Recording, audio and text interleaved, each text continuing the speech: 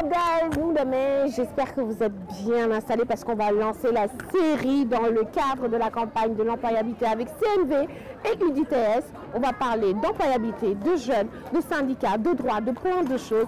Ça me fait vraiment plaisir de lancer cette campagne. Je m'appelle Ninou, Ninou on Air. Je vous reçois aujourd'hui dans le cadre de Pekin Netima où je vais aller parler à mon premier profil. Elle est jeune, elle est dynamique, elle s'appelle Matou, elle nous accueille dans son école d'enfance.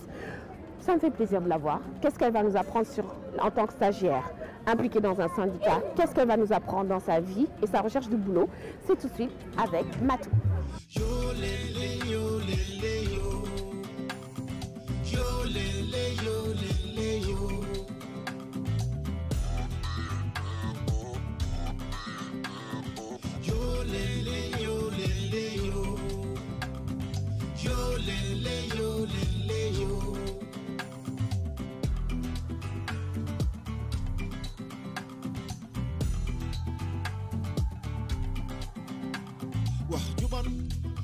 dëkkul fa mu jëm wax ju bon fa mu jugee la dëkk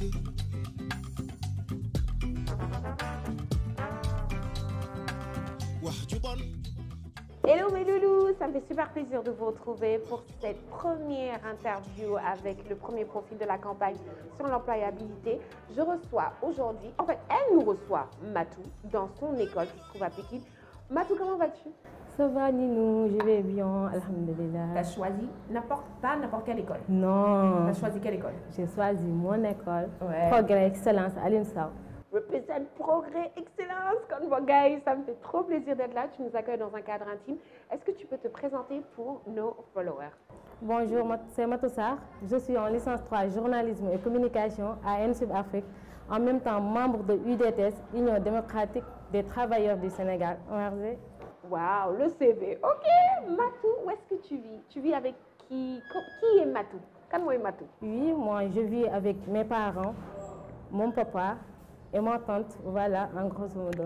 Tu vis dans une grande maison familiale, toujours à Pékin? Non, je vis seulement avec ma tante, mon papa et mes sœurs. Voilà, c'est tout. Ok, Matou, est-ce que tu peux nous raconter un peu ce parcours en tant qu'étudiante, en tant qu'élève? Qu'est-ce que tu fais? Bien sûr que oui.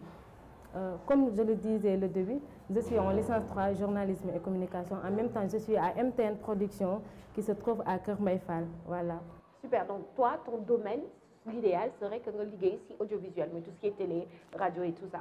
Oui, bien sûr, Inch'Allah. Et j'espère bien dinaa ci liggéey parce que gëm naa li may def. Et pourquoi nous tànn audiovisuel? sama bëgg-bëgg la depuis ma nekk xale nekk fii avec monsieur Sène chaque jour je disais su ma doon foog sama xarit yi dama naan may nekk médecin bi wala may nekk journaliste bi su ma ko nekkul bàyyi naa bokkatuma kon faw ma réaliser lu ma bëgg a nekk. C'est bien, c'est des métiers tout à fait honorables aussi.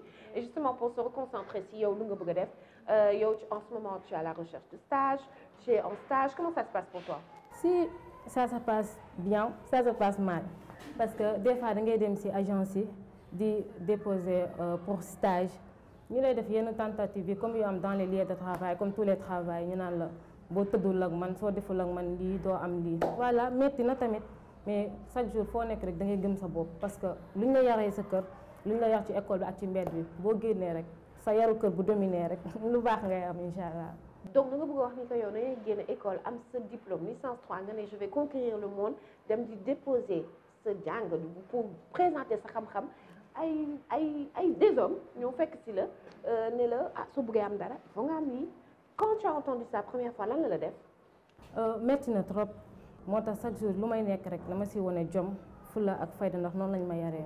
buñ ma waxee ne ma naa def lii wala naa def laa bu ma arrangé wu du ma ko def parce que du ma def loo xam ne ëllëg su ma amee samay doom dañuy ne seen yaay fi defal te dama bëri tiitar. Mais yow pour yow lan mooy qualité pour nga am stage justement après ñu ñëw tout ici question nekk jigéen di seet stage fii Dakar lan mooy qualité pour que tu aies un stage pour d'après yow lan nga war a am pour avoir accès stage ci milieu audiovisuel bi fii? Bon, je suis bien cultivée et je sais bien travailler wesh. Bien sûr. Bien travailler wesh, ok. Ça va manipuler la langue de travail comme il le faut aussi. Très bien. Voilà. Donc c'est ça, il faut être cultivé, tu es crédible. Savoir manipuler la langue de travail comme il le faut. Ok, et moi je te rajouterais bosseuse, curieuse et très déterminée dans ce que tu fais parce que c'est un milieu très difficile. Merci beaucoup. Mais et justement, boo duggee ci stage bi, tu apprends beaucoup de choses. Qu'est-ce que tu veux renforcer? Lan nga bëgg chaque fois booy def stage ñu la koy jàngal ñu la koy solal sa bopp bi. Capacité de synthèse parce que xamuma lépp bu ma xamoon lépp wala ma mun lépp damay toog suñu kër croiser les bras lu ma war a am dama koy am mais ñàkk a xam moo tax may dem di wuti ji pour loo xamoon ni carrément lii mënoon naa xam parce que bëgguma dem fenn di yàq aussi deru waa Progrès Excellence wala deru waa ENSUP. ñu ne étudiant bi ENSUP la génne voilà moo tax savoir bien faire voilà moo tax may wuti stage pour su may représenter journal wala des émissions ma xam bu baax nan laay def sama posture physique sama posture mentale. Ok donc déjà da nga bëgg a xam les rouages comment tu dois te comporter aussi et capacité de synthèse mooy genre est-ce que tu peux nous expliquer en 2-3 mots qu'est-ce que tu entends par capacité de synthèse. maanaam su ma nee journaliste laa bëgg a nekk te du ma seetaan journal du ma xool émission yi du ma def ay recherche voilà loolu du ma am capacité de synthèse. léegi nag nañ ñëw en tant que jigéen yow ngay wut stage jeune fille tu vois macha allah yàlla bind la nii nga teg sa cheveux naturel ah indien bu nice bi ba pare ah mais lan nga mën a wax su ma xoolee jigéen ñi instant ñu lay seetaan ñu wut stage qu'est-ce que tu peux leur conseiller.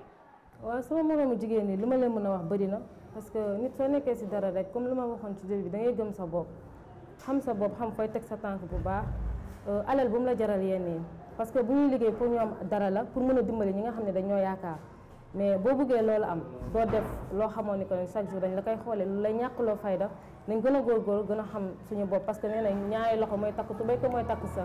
fulla bi nag ça passe aussi par xam sa droit xam sa devoir mais ici on remarque dans le milieu de travail gars yi xam ni lu bëri yow nag tu es dans un syndicat et ça m'a étonné parce que yow jeune nga xam nga syndicat dañuy foog ni tout de suite affaire pas ak maire la mais raconte-nous yow sa rencontre ak milieu syndicalisme. syndicat yi genre en gros man seen nekkin fii def na lu bëri si man parce que daf ma motiver en fait parce que instant yi maa ngi toll licence 3 su ma paree dama war a wut liggéey. te ñoom dañ fay nekk di jàppale ñi nga xamoon ni que mooy liggéeykat yi te liggéeykat yi boo ko déggee genre bëri na man maa ngi nii bu ma paree en tant que journaliste damay dem wuti ji liggéey te soo nekkuloo ñoom doo xam say droit. syndicat boo ko déggee daal ci da ngay xalaat paa yi maire yi mais est-ce que foog nga ni que jeunes yi ndaw yi gën nañ ci war a gëstu pour seen liggéey seen utu liggéey et tout. ñàkk a xam lu mu waral dafa bëri rek mais boo nee paa yeeg maire yi ñoom déjà ñoom jeexal nañ. waaw mënatuñ dara comme suñu directeur bi. monsieur Sène attention seen expérience c'est important paa yi ak maire yi. waaw dëgg la parce que ñoom ñoo ñuy doole xam-xam. du ñuy yokk xel mu rafet ak mu sell. boo gisee nag man ma nekk ci intégré ci ñoom maa ngi fi depuis 2 ans. sama directeur moo ma fi indi mooy monsieur Guèye moo tax ma nekk ak ñoom genre parce que li ñuy def dafa am solo te tamit dafa nekk loo xamoo ni que ëllëg mën na ma servir lu bëri te nit nag booy def doo def pour tey da ngay def pour suba. donc da nga bëgg wax ni que syndicat nga nekk ci syndicat en tant que jeune changé na lu bëri ci. absolument tax na tamit ma xam lu bëri. loo xam ne xaw ma ko woon. parce que sama xam-xam bëriwul. waaw mais ñoom comme que maa ngi nekk ak ñoom dañuy gën a màccal li nekkoon ci man rek. kon de ku la nar a employé cool na parce que léegi xam nga sa droit kenn du la manqué respect. justement yaa ngi ut stage pour yow est-ce que mën nga ñu wax lan mooy sa prochain stage lan ngay ut et pour toi aussi lan mooy sa futur ton métier rêvé lan nga bëgg a def sa futur plus beau emploi par exemple. journalisme bu moom laa bëgg a def nekk représentatrice sama jëkkër toog jàkkaarloo ma ne xoolal ma femme.